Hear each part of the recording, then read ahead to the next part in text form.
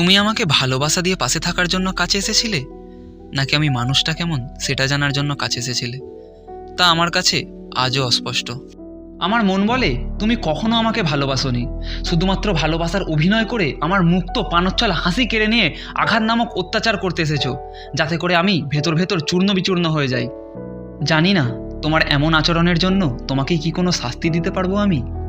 না, পারবো না, কারণ তুমি অভিনয় করলেও আমি তো অভিনয় করিনি। আমি যে সত্যি সত্যিই তোমাকে নিজের থেকেও বেশি ভালোবেসেছিলাম, তাই তো তুমি আমাকে আঘাত করার সুযোগ পেয়েছো। তুমি যদি সত্যিই ভালোবাসতে, তবে আমাকে আঘাত করে তুমিও ভালো থাকতে পারতে না, কারণ ভালোবাসার মানুষটা যখন কষ্টে থাকে তখন অপর মানুষটাও ভালো থাকতে পারে না।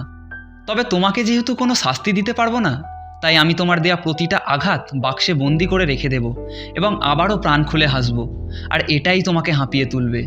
তুমি ভাববে মানুষটাকে এত আঘাত করার পরও কিভাবে সহ্য করে আবারও হাসছে।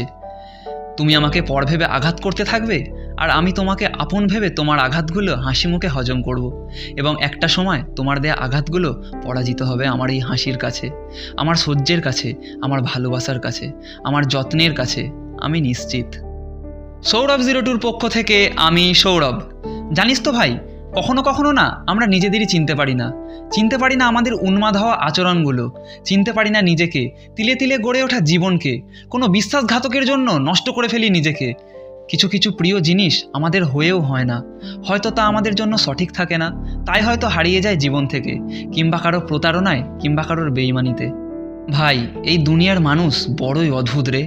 অন্যকে হাজার স্বপ্ন দেখিয়েও ভেঙে দেয়। তারা মানুষকে স্বপ্ন দেখাবে, কিন্তু স্বপ্ন আর পূরণ হতে দেবে না, স্বপ্ন পূরণ হওয়ার আগেই ভেঙে দিয়ে চলে যায়। ভালোবাসলেই সব পেতে হয় না ভাই, থাক না কিছু জিনিস এই না পাওয়ার ভিড়ে।